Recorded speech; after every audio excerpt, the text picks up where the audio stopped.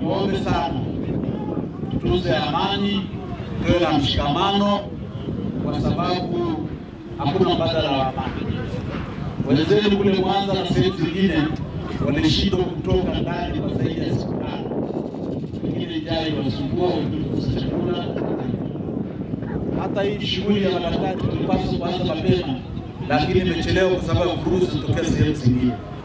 Wamekuja hapa kwa sababu kuna amani, kwa hiyo tushirikiane na serikali kuhakikisha. Nichukue nafasi kuwashukuru Barikiwa.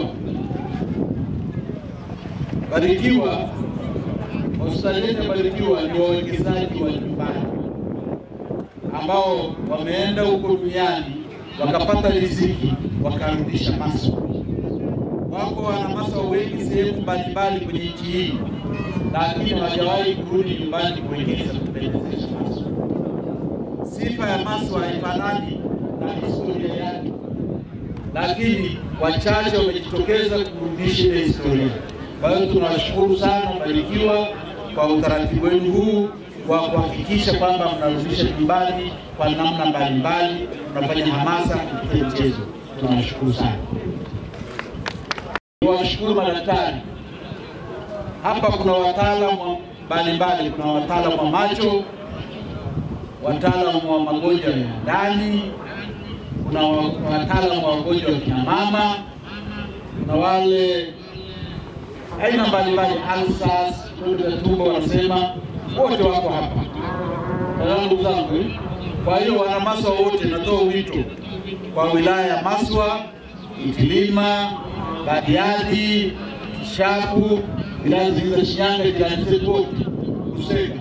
Hii ndio fursa pekee daktari anakutembelea ambaye kumuona unapata wakati mzuri sana. Tunapoongea hapa kuna madaktari kutoka Muhimbili, Mongazila, Dar es Salaam, kuna madaktari bingwa kutoka Uganda na madaktari wetu.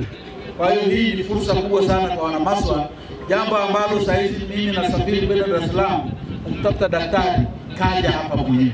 Furahi kuweza kukutana na nyinyi, vijana kukutana sehemu moja, vijana, watu wazima, watoto kwa pamoja. Kama tunavyojua michezo ni afya, lakini pia tunaweza kufahamiana zaidi na kutambuana kwa ukaribu zaidi. Napenda kuwashukuru timu zote ambazo mtashiriki ligi hii ya Barikiwa, ligi nafasi ya 4, daraja la 4. Hongereni sana, lakini niwatie moyo na nipende kusema hongereni sana. Tunatakia kila la heri. Mwanzo mgumu, lakini naamini mtafanya vizuri zaidi. Tunategemea kuwa na mechi zisizopungua 16. Kwa hiyo tutakuwepo hapa.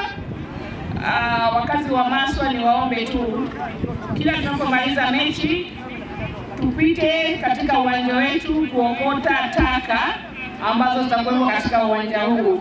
Kila mmoja akiondoka na uchafu kidogo katika mkono wake, tutakuwa na dustbin, tutakuwa tunakusanya sehemu moja. Baada ya mechi tunaenda kuziteketeza.